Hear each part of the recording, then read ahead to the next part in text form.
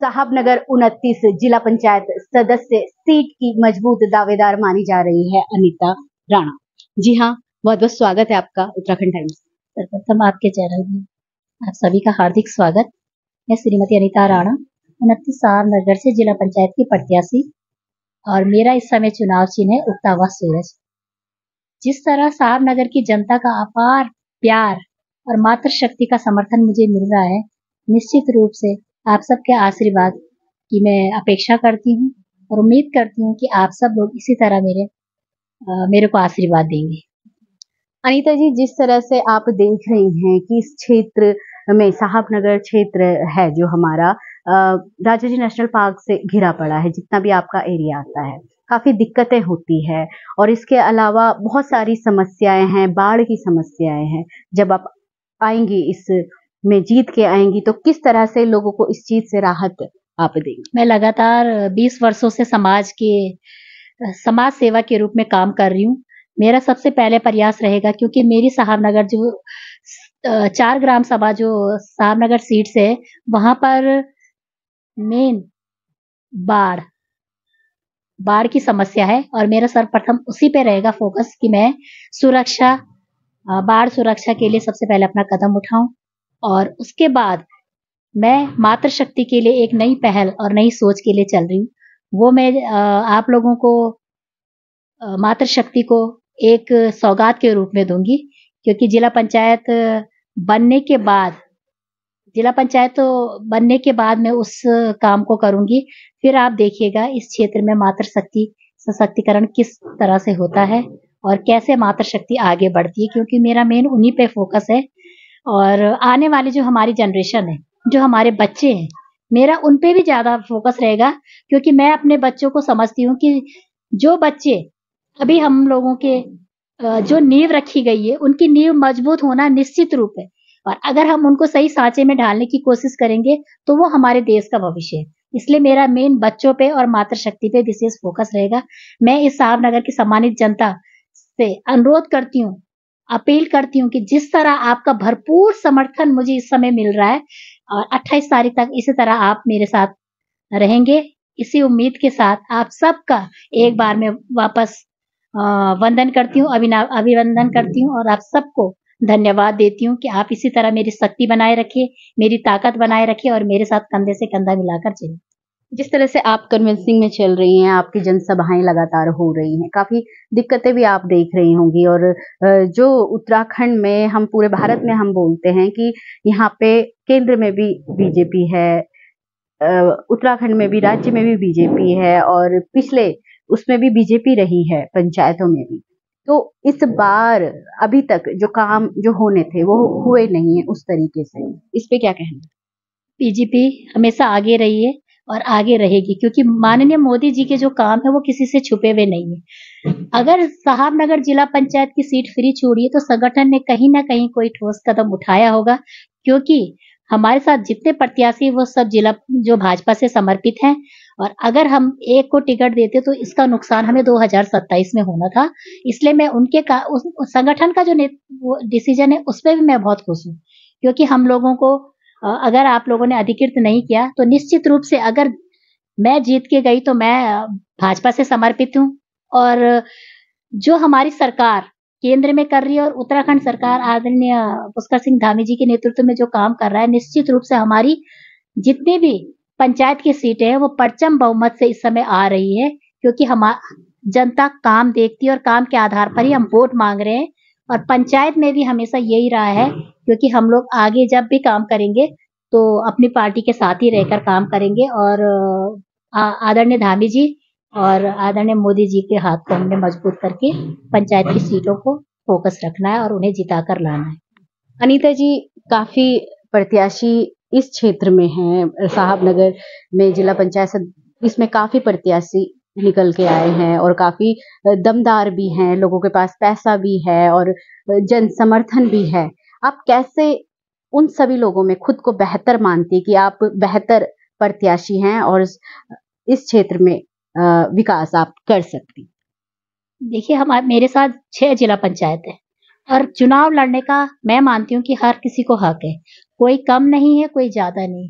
हर प्रत्याशी अपने स्तर पर मेहनत कर रहा है और मुझे अपनी मेहनत पर इसलिए भरोसा है कि मुझे यहाँ की जनता पर पूरा भरोसा है कि वो मेरे साथ बहुत अच्छे, और सबसे पहली बात तो ये कि वो दिल से मेरे साथ जुड़े हुए हैं। कोई छल कपट नहीं है, कोई कुछ नहीं है, क्योंकि मैं अपनी जनता को बहुत अच्छे से जानती हूँ, क्योंकि मैं 22 सालों से जनता के बीच रही हूँ। और निश्चित रूप से मैं अपने आप को प्रबल इसलिए मान रही हूँ क्योंकि जनता ही मेरी ताकत है।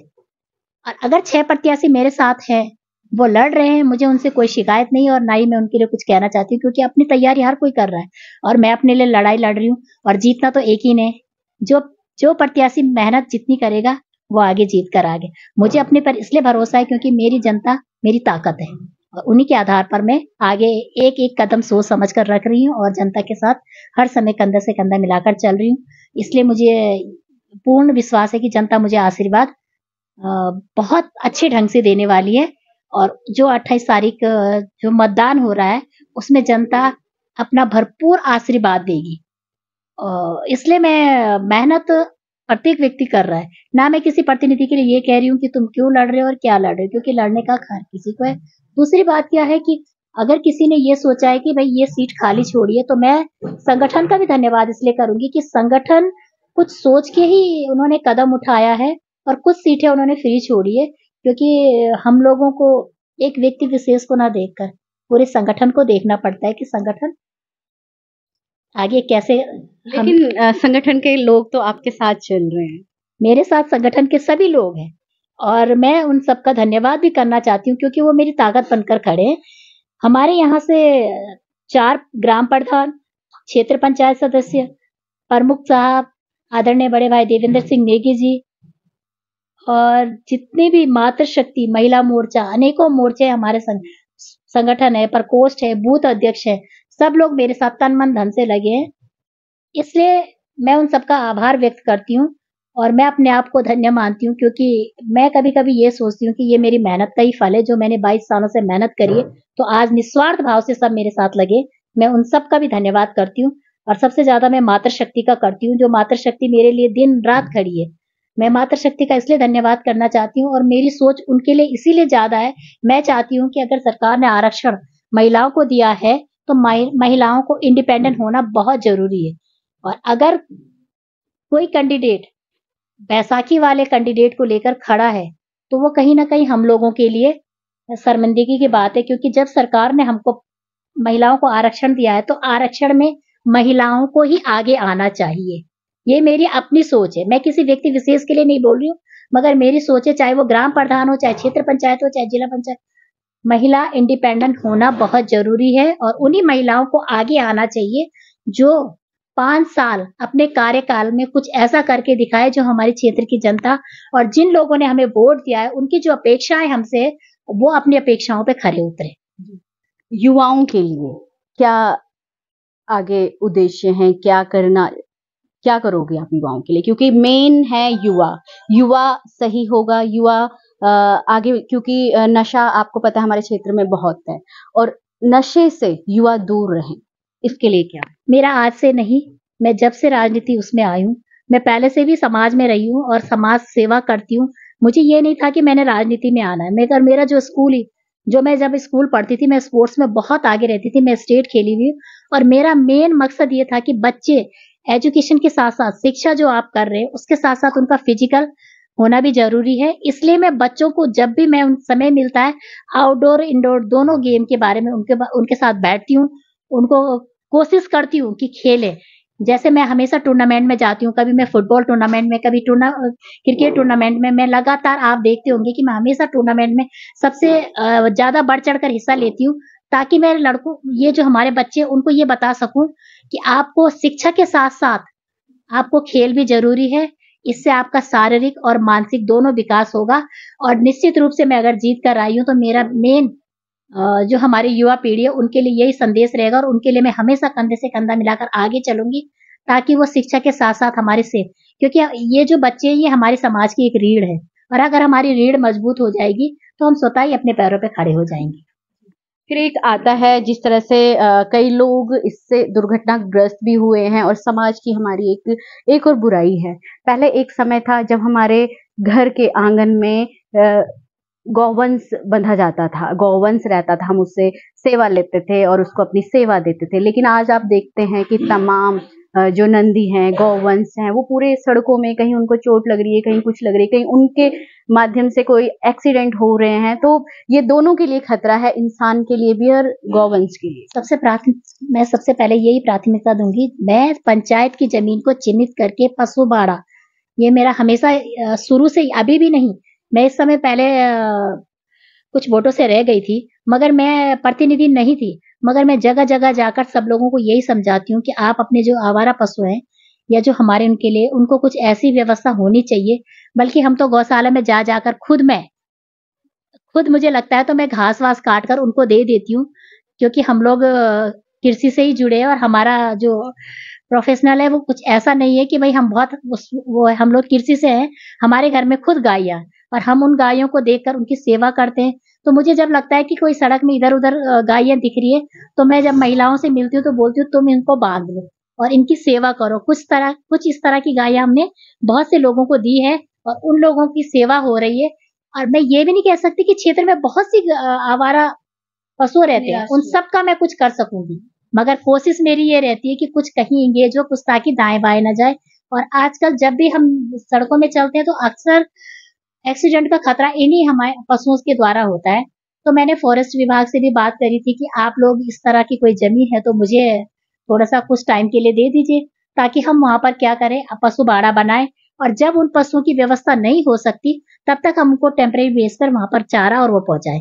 कोशिश मेरी हमेशा यही रहती है कि हम पशुओं को सुरक्षित स्थान पर पहुंचाए, सुरक्षित जगह पर पहुंचाए, उनकी सेवा हो सके।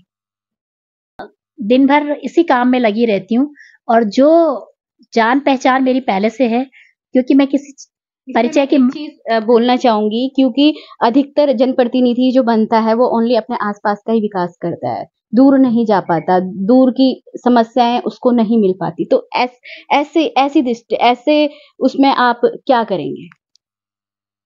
मैं कोशिश कर रही हूँ, क्योंकि क्षेत्र बड़ा है, मगर मैं जीत कर आऊंगी तो निश्चित रूप से मैं इन दोनों ग्राम सभा में अपना कैंप कार्यालय खोलूंगी, ताकि यहाँ की जनता को मुझ तक आने में परेशानी ना हो। वैसे तो मैं पहले भी मंच के माध्यम से बोल चुकी हूँ कि आप 24 घंटे मुझे फोन करेंगे तो मैं 24 घंटे में आपके सामने हाजिर हो जाऊंगी, क्योंकि मैं हमेशा इंडिपेंडेंट रही हूँ और इंडिपेंडेंट ही मैंने अपनी लड़ाई लड़ी है। मैं किसी के दम पे राजनीति नहीं करती हूँ, मैं इंडिपेंडेंट रही हूँ और मैं शुरू से कॉलेज टाइम से ही मैंने एमकॉम किया है और डीएवी कॉलेज से मैंने एमकॉम किया है। तो मैं हमेशा बस से ही एमकॉम करने जाती थी, ऐसे कोई नहीं कि मैं मतलब कन्विंस करने, तो इसलिए मुझे किसी चीज से कोई हेजिटेशन नहीं होता और मैं गाड़ियां भी सब चला लेती हूँ, इसलिए मैं कहीं भी आप बुलाए वहां चली जाती हूँ। और मैंने ये सोचा है कि मैं इन दोनों ग्राम सभाओं में एक कैंप कार्यालय खोलूं और कैंप कार्यालय में वहां पर कोई दिन निश्चित करूं, चाहे वो हफ्ते में 2 दिन हो, वहां पर बैठूं और यहाँ की समस्या सुनूं और उस समस्या का निवारण करने का पूरी पूरी मतलब कोशिश करूंगी मैं। और इसके अलावा अगर रही हमारी चारों ग्राम सभा में, वहां पर तो मेरा दिन भर चलना ही होता है। वो चारों ग्राम सभा मेरे लिए कोई अपरिचित नहीं है और ना ही वो लोग मुझसे अपरिचित नहीं है, इसलिए वहां पर मुझे कोई परेशानी नहीं होती। वो छोटी बड़ी समस्याओं को लेकर हमेशा मैं उनके साथ ही रहती हूँ। और सबसे बड़ी बात तो ये है कि मेरे लिए कोई महिला, पुरुष और बच्चे नहीं, मेरा सबके साथ एक जैसा व्यवहार है। और अगर किसी को समस्या लगती है तो मुझे बिठाकर बता देते कि अनीता यहाँ पर ये दिक्कत हो रही है और आपने ये नहीं करा, इसी बात से मैं उनके साथ खुश हूँ और मैं तन मन धन से उनके साथ हमेशा लगी रहती हूँ। और कैंप कार्यालय मेरी प्राथमिकता रहेगी कि मैं सबसे पहले कैंप कार्यालय यहाँ पर खोलूंगी।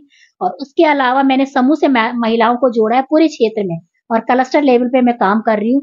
और मेरा गौरी माफी हो, राय वाला हो, हरिपुर कला हो, छितर वाला हो, जो जगजोगी वाला, जोगी वाला माफी हो, इस समय मैंने 15 लाख माननीय विधायक जी से स्वीकृत करवाकर महिलाओं के लिए एक कैंप कार्यालय का खोला है, जहां पर हमने 100 कुर्सियों की व्यवस्था करके महिलाओं के लिए बैठने का स्थान, और उसी जगह पर हमने कम से कम 10 दरिया लाकर रखी है। जो बैठक नीचे बैठने वाली होती है तो दरियों से हम उनको करते हैं, और जो किसी इस टाइप से कार्यक्रम होते हैं तो कुर्सियों से, किसी को कोई परेशानी नहीं है। उसके लिए मैंने 24 घंटा वो दरवाजे खोले, आप कुछ भी काम करिए। इसलिए महिलाओं को कोई परेशानी नहीं होती कि मुझ तक पहुंचने की या मुझसे महिलाओं को तक पहुंचने की। इसमें मुझे कोई परेशानी नहीं होगी कि मैं अपने क्षेत्र में केवल एक ही ग्राम सभा में करूंगी, क्योंकि छिंदरवाला मेरा घर है और घर से आदमी को ताकत मिलती है। वहां मैं बिल्कुल परिपूर्ण हूँ, मुझे कोई परेशानी नहीं है। ज्यादा फोकस मेरा इस तरफ रहेगा, जो दूर दूर की ग्राम सभा रहेंगी उसके लिए मैं निश्चित रूप से कार्यालय खोलने का पूरा विचार बना चुकी हूँ कि मैंने यहाँ पर कैंप कार्यालय खोलना है और महिलाओं, पुरुषों और बच्चों को कोई परेशानी का सामना ना करना पड़े। जी। जाते जाते पूछेंगे, थोड़ा आपके बैकग्राउंड पे भी नजर मार लेते हैं कि आपका बैकग्राउंड क्या है, कितना आप पढ़े लिखे हो, कहाँ से आप बिलोंग करते हो, जिससे कि लोग आपसे कनेक्ट हो पाए, उनको लगे कि हमें एक शिक्षित और मजबूत जिला पंचायत सदस्य मिला है। मैं मेरा जन्म वैसे छिदरवाला में ही हुआ।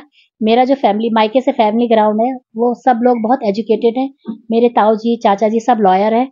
मेरे पापा कॉन्ट्रैक्टर है और मेरी सारी बहनें, अभी इस समय मेरी बहनें जो भी हैं वो सब लोग बहुत मतलब आगे पढ़ी। उस जमाने में जब लोग पढ़ते नहीं थे, मेरे पापा का हमेशा ये सिद्धांत रहता था कि बेटा और बेटी में कोई कमी नहीं रहेगी। मेरी सब बहनें एमए और बीए हैं। मैंने भी एमकॉम की पढ़ाई करी है और मेरे दोनों भाई, एक बंगाल इंजीनियरिंग से निकलकर अभी निकला है। उसके बाद में जब ससुराल में गई तो मुझे थोड़ा सा समस्या हुई, क्योंकि मैं उस समय लॉ करना चाह रही थी और लॉ में भी मैंने एडमिशन लिया। उसके बाद मुझे राजनीति में सब, क्योंकि क्षेत्र में मुझे इतना प्यार मिला कि सब लोगों ने मुझे राजनीति में लाया। फिर पार्टी से मुझे अधिकृत होना पड़ा तो मैं जिला पंचायत का चुनाव लड़ी। 2008 से 14 तक मैं जिला पंचायत रही। उसके बाद मैं जिला नियोजन की नामित सदस्य, 2 बार नामित सदस्य रही। उसके बाद मैं महिला मोर्चा में मंत्री रही और इस समय मैं भाजपा में महिला मोर्चा में उपाध्यक्ष भी हूँ। और मेरा हमेशा पढ़ाई पे रहता है। मेरे 2 बच्चे, एक बेटा और बेटी। बेटी मेरी बीएमएस कर रही है पतंजलि से, आयुर्वेदा से वो बीएमएस कर रही है और बेटा इस समय मर्चेंट नेवी की तैयारी में है। और मेरे हस्बैंड नॉर्मली अपना काम कर रहे हैं। कोई ऐसा नहीं है कि हम लोग गवर्नमेंट जॉब में, मतलब नॉर्मली काम कर रहे हैं और सरल जीवन। और सब हमारे परिवार में सब लोग 30-35 लोग हैं। हम लोग सब इकट्ठे रहते हैं। मेरी बहुत बड़ी फैमिली है, हमसे कोई परेशानी नहीं है, क्योंकि हम लोग सब इकट्ठे रहने की कोशिश करते हैं और जो पुराने लोग रहते थे उस हिसाब से हम लोग अपना साधारण जीवन वो व्यतीत करते हैं। राजनीति में मुझे शुरू से ही मुझे बहुत, मैंने और चीजों को नहीं देखा। मेरी हमेशा ये लालसा रही मैं आगे बढ़ूं और कुछ करूं, इसलिए मैंने हमेशा महिलाओं को साथ लेके चला। आप पहले भी जिला पंचायत सदस्य रही हैं? 2008 से 14 में मैं जिला पंचायत रही, पार्टी से अधिकृत थी। उसके बाद फिर सीट हमारी चेंज आई तो हमने बड़े भाई देवेंद्र सिंह नेगी जी को बनाया। इस बार मैं फिर दोबारा चुनाव लड़ी हूँ। पिछली बार तो मैं थोड़ा सा वोटों से रह गई थी, उस समय मुझे मतलब बहुत अच्छे वोट मिले। हाँ, एक जब आप पहले रही हैं आप जिला पंचायत सदस्य, तो कुछ काम आपने किए होंगे उस समय? बहुत से काम किए हैं। अपनी छिदरवाला में मैंने 62 रोडें बनवाई है। उस समय जो हमारा बजट था वो बहुत लिमिटेड था। मैं जिला नियोजन की नामित सदस्य भी रही, एक बार में इलेक्टेड भी रही, क्योंकि 2 बार में जिला योजना में मेंबर रह चुकी हूँ। मैंने प्रत्येक ग्राम सभा में कुछ ऐसा यूनिक काम किया है। अगर आपको प्रत्यक्ष प्रमाण चाहिए तो पशु लोग बैराज में मैंने एक अभी ट्यूबवेल लगवाया था, मिनी ट्यूबवेल। उसके बाद मैंने प्रत्येक कन्या पाठशाला, प्रत्येक स्कूलों में जो बड़े वाले हमारे हैंडपंप लगते हैं वो लगवाए। खतरी खड़गमाप में मैंने एक स्मारक द्वार बनाया। उसके बाद मैंने जितने सिंचाई विभाग की नहरें थी, लघु सिंचाई हो, राजकीय सिंचाई हो, वो सब मैंने कराया। जिला योजना में मैंने लिस्टाबाद में 2.5 करोड़ की योजना लाई और अभी भी आप लोग 7 मोड़ में अगर कहीं जाएंगे तो जो सुरक्षा दीवार बनी है वो मेरे माध्यम से बनी है और मैंने वहां लोकल ठेकेदारों को ही काम दिलवाया। मैंने कभी अपने पति या अपने किसी को काम नहीं बोला, हमने बोला लोकल ठेकेदार काम करो। जिला नियोजन समिति में मैंने पूरा लिस्टाबाद में काम कर रहा है, क्योंकि वो एसटी और एससी के लिए थी। और मैं इस टाइप से भी नहीं बोलूंगी कि मैंने करा, आप मेरा प्रमाण डिपार्टमेंट में जाकर देख सकते हैं, क्योंकि मैं जिला नियोजन 6 साल तक रही। और कुछ लोग आए और उन्होंने बोला नहीं नहीं हम जिला नियोजन में हमने रहना। मैं इलेक्टेड भी रही और नॉमिनेट भी रही, दोनों ही। ये इंटरव्यू लेने का एक ही मकसद है आप लोगों का कि जो आप बोल रहे हैं कि हम ये काम करेंगे, हम ये करेंगे, तो ये इस बात का एक रिकॉर्ड है। कल के दिन जनता बोलेगी कि आपने तो बड़े वादे किए थे, लेकिन अब वो वादे कहाँ हैं? नहीं, काम करके दिखाऊंगी, क्योंकि सब लोग जानते हैं मुझे। मैं काम करने पर विश्वास रखती हूँ, बातें बनाने पर मैं कभी नहीं रखती। मैं तब बोलूंगी जब मेरा काम हो जाएगा। कैंप कार्यालय मैंने इसलिए बोला है क्योंकि मुझे लग रहा था कि क्षेत्र, क्योंकि इस समय मैं क्षेत्र में घूम रही हूँ, मुझे भी परेशानी हो रही है चलने में, तो मुझे लगता है कि जनता को कितनी परेशानी होगी मुझ तक पहुंचने में। इसलिए जिस जगह मैं जा रही हूँ मैं पहले ही नोटिस कर रही हूँ। जनता के बोलने से पहले ही मेरे दिमाग में फिगर बन जाता है कि मैंने क्या काम। इससे पहले भी कार्यकाल में मैंने, सब लोगों को लगता था कि अनीता यहाँ आएगी नहीं, मैंने खुद उनके प्रस्ताव लिखे, प्रस्ताव बनाए। जहां जहां मुझे लगा जो इंटीरियर एरिया है वहां पर मेरा मेन फोकस रहा। इंटीरियर एरिया में मेरा ज़्यादा मेन फोकस रहा, क्योंकि इंटीरियर एरिया ऐसा होता है कि वहाँ पर बहुत से कम लोग जाते हैं। इसलिए मुझे बोलने की कोई ज़रूरत है और मुझे काम करने में भी कोई परेशानी नहीं है, क्योंकि मैं ना तो अपने पति के दम पर काम करती हूँ, ना मैं किसी परिवार के। मैं एक इंडिपेंडेंट लेडी हूँ और मैं हमेशा अपने दम पे काम करती हूँ और मुझे ना तो किसी के सहारे की ज़रूरत पड़ती है। इतना ज़रूर है कि मैं जब चुनाव लड़ रही हूँ, तो मैं अपनी वोट से तो नहीं जीत सकती। जनता के वोटों से मैं जीतूँगी और उनकी अपेक्षाओं पे हमेशा खरे उतरने की कोशिश करूँगी और ये मेरा लगभग 22 सालों से मेरा यही उद्देश्य रहा है। चुनाव चिन्ह और एक अपील जिससे कि जनता आपको वोट कर। मैं साहबनगर की सभी सम्मानित जनता से अनुरोध करती हूँ, मेरा चुनाव चिन्ह उगता हुआ सूरज बैलेट पेपर पे पहले स्थान पर है। आप लोग सभी पहले स्थान पर जो बैलेट पेपर पर उगता हुआ सूरज है, उस पे मोहर लगाएंगे और अपना आशीर्वाद मुझे देंगे। इसी उम्मीद के साथ आप सभी का धन्यवाद। सभी सम्मानित जनता से अनुरोध और आभार आप सबका। जिस तरह से आप देख रहे हैं, ये साहबनगर 29 जिला पंचायत सदस्य प्रत्याशी अनीता राणा जी हैं। इनसे हमने बात कर ली और आपको दिखा दिया कि क्या इनकी योजनाएं हैं, कैसे ये काम करेंगी, सारा इस इंटरव्यू में हो चुका है। तो इसी तरह से आप बने रहिए उत्तराखंड टाइम्स के साथ। और अब समय बहुत कम है, अपने बार बार मैं यही कह रही हूँ, अपने वोट का मोल समझिए और वोट सोच समझ के दीजिए। देखते रहिए उत्तराखंड टाइम्स।